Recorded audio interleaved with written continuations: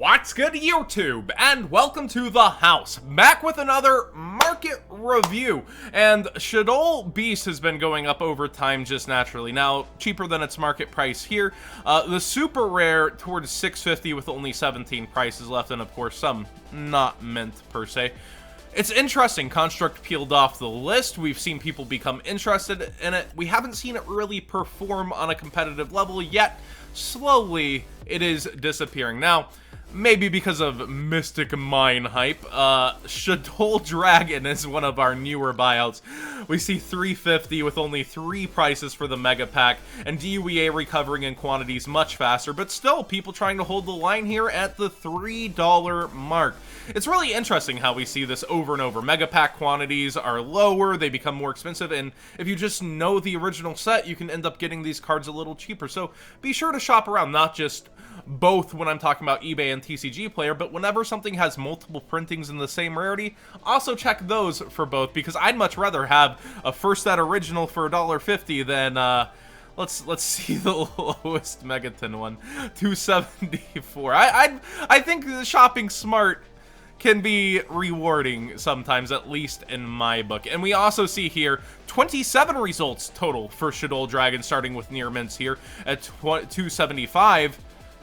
But still, trying to be more expensive and hold the line despite the quantities resurfacing on market. So, maybe sell your Shaddoll Dragons now. I don't personally think it's the best counter to Mystic Mine, considering you can see it being sent by most of the cards that will send it and just get...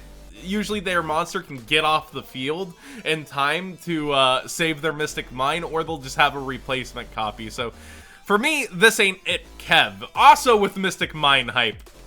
Oh, the Weatherys, they're so good, they can get themselves off the field whenever your opponent plays something. Jesus Christ. Snow is $25 freaking dollars. We know she's one of the shorter print cards out of Spirit Warriors, thanks to the good old Yu-Gi-Oh! Single days ratios. And, it's a different story on eBay. Again, check both. Makes for a less interesting story, I know. But hey, $15, $15. The fallout is already happening over here. People trying to hold the line together here. I believe it was like a low of 20 earlier on Robbie's Market Watch, and now we see 25. And yeah, nothing else budging at all. The hype is completely fake. They've gone for the most expensive card, and maybe it is a single person's call. Like, yeah, this is the sleeper deck. This is the stun deck to work with Mystic Mine. It just has this natural synergy.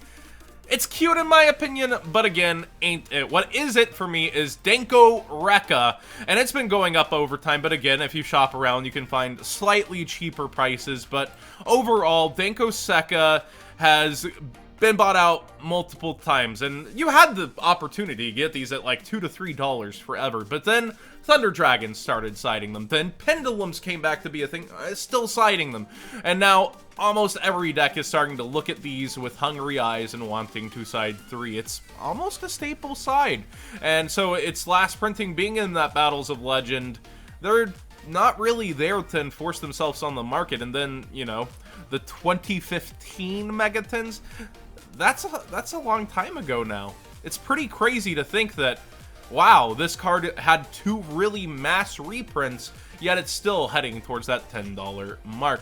Next up, we've got a little bit of a shout out here. Zero Damage Gaming's Sorceress and Dread Limited Cloth Mat are available.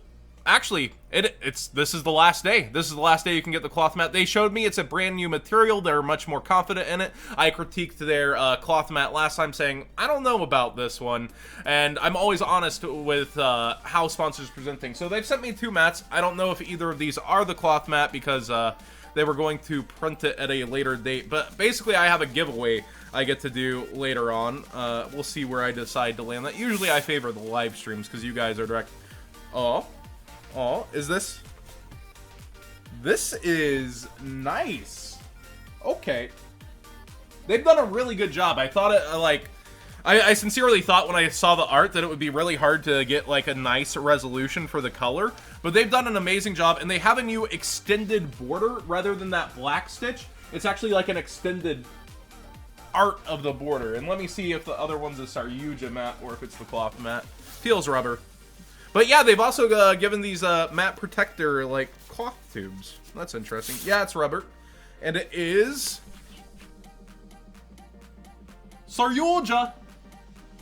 Kind of gives me a Cthulhu feel from the artist, but maybe that's just how Saryuja's set up.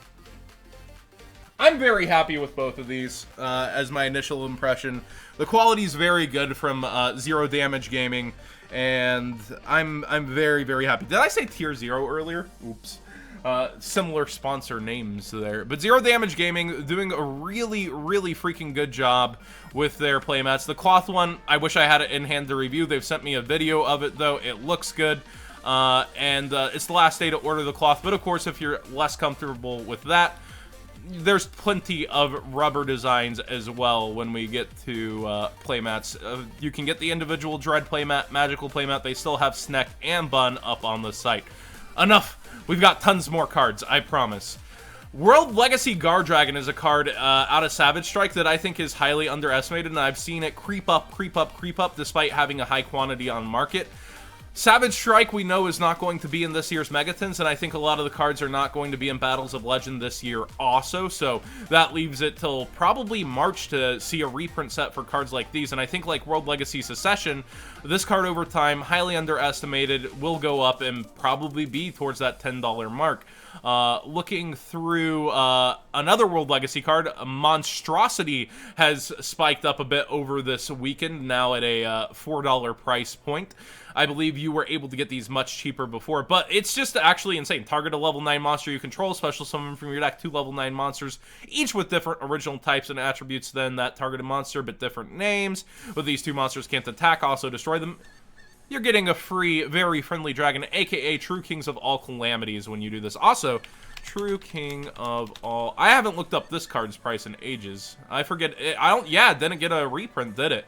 This is something to consider as well while it's under the $2 mark. If rank 9/level 9s are going to be a thing. But, yeah, this card, just to note, also going up. Looking through Dark Neostorm, non-drunk Market Watch review, I think it's pretty insane how fast everything is falling. Every single secret rare in the set, and I mean every single secret rare, has the potential to be a $30+ card. And we have the Savage Strike special editions coming through. It's been ripped open so widely, kind of similar to Dual Power. I think this is one of the most open core sets in a very long time. But you see no material falling under 50. You see Spoopy Dogwood under 40. Dengirsu, as hard to get as the harder to get secret rares, hanging around $30. Cynet Mining dipping just under 30. We know this has a higher pull ratio now. Cherubini, again, Burning Abyss, not doing anything with it yet. But I know that the moment it gets like one result, people are going to go crazy for it. Avermax, overprinted as a one-of in the extra deck, yet still highly wanted. I would compare this to like seeing Borreload get its reprint in the Megatons in terms of quantity, because it's its initial push and we have the special editions coming. So $20 is actually a really good place for it to fall for now, just thinking about it. But as we head through the next competitive season, like as we head towards that March area next year, you're going to see this just go up over time. Everybody's going to want to have access to this. Idly, the U-Link Breaker, really doesn't have a use in the game right now other than that level 9 body. Ib, the World Chalice Justicar, $13. It's as a one-of in the extra deck for a lot of people, kind of makes sense for now. And I think Omni Dragon Brotar, I believe Farfa brought this up, is highly underestimated. Bowden also brought it up. In competitive play, this is going to see its way into many combo decks, and I think this will be going up over time, so be sure to get yours sooner than later. You see the low quantity right now, despite the low pricing. I think it will be going up over time. Oh yeah, the super rares. Crackdown was TCG Player's top-selling card this week. They put that data out there, and I found that very interesting. Outselling Mystic Mine, whose price is also under it. I think Crackdown is just generically a decent stun card, whereas you have to build your deck more so for Mystic Mine, so that might be why this is selling better than Mystic Mine. Infinite Impermanence and a lot of the Dupo cards have gone down even further. I think this is the bottom floor where we're looking at it, though. $35 here, and then $34 on eBay, but when looking through Dual Power, everything is so freaking affordable. $12, towards the $10 mark, despite it being its only reprint. I think Ghost Spell can go back up over time, but I think a lot of people are wary that it's going to be reprinted over and over, similar to Ash Blossom. It's going to be used by Kaname the moment it goes up, so I think people really have that in the back of their heads. Cyber Dragon Nashter under $10 still feels good. Borolo Dragon Altar Art under 10 feels good. Ghost Ogre and Snow Rabbit $6. Get your staples now. I've said this several market watches. Get your staples now. Dual Power bottoming out here. This is amazing. Brionic under $5. I didn't think I would see it, though we see it at $4 now. Herratic Seal of Heavenly Spheres. $4. I think this will be going up over time. It's original to the set, and we've seen cards that are original to the set that don't get a reprint. What happens with them? Get yours sooner than later, especially if you're considering the Guard Dragon engine at some point. And, of course, your Sphere modes. Never leave your Sphere boys behind anytime they're getting reprinted and coming out. But, yeah, we quickly see the set just declining, and it's so easy to get cards from the set still because of how many people open them. It's probably one of the greatest crashes of a set that I've ever seen, and you want to be going for your cards sooner than later out of this because it's going to rise over time. This entire set's going to get good value until it gets its unlimited printing, if it does. It'll be very interesting to see what Kaname does with that. I'm a very big believer it will get an unlimited printing at some point, so we could see these crash even further someday. But I think since the demand in terms of the secondary market's so low, Kaname's going to wait to do that, kind of like they did with the GX Legendary Collection. So who knows when they'll drop it, but I think they'll wait for the demand for the cards to rise a bit again before they do. Unless, you know, we never know. It's Kaname. It's always speculation. We cannot even get it winky face, but I definitely think we will. Trickstar Korribane going up with a lot of the Savage Strike cards. Of course, Pot of Extravagance still holding in here around 77. Fantastical Dragon Phantasme holding near that 100 mark. It's interesting. A lot of the Trickstar cards are actually slowly rising over time, but Korribane, to note, we now know, hey, she's not in the Megatons. And then Trickstar Reincarnation. Last I think I looked over here, you were 8 heading towards 9, and all of a sudden you're towards $11. Very interesting that people are going after the Trickstar engine. Maybe a sleeper deck for Nationals, something we never got hit over here, that the TCG, or OCG got heavily hit. TCG's only gone for indirect hits such as Scapegoat and cards like that, so it'll be interesting to see how this performs during the WCQ season. But that's going to be it for this Market Watch. Please do consider the Patreon. I'm going to be working harder on that exclusive feed.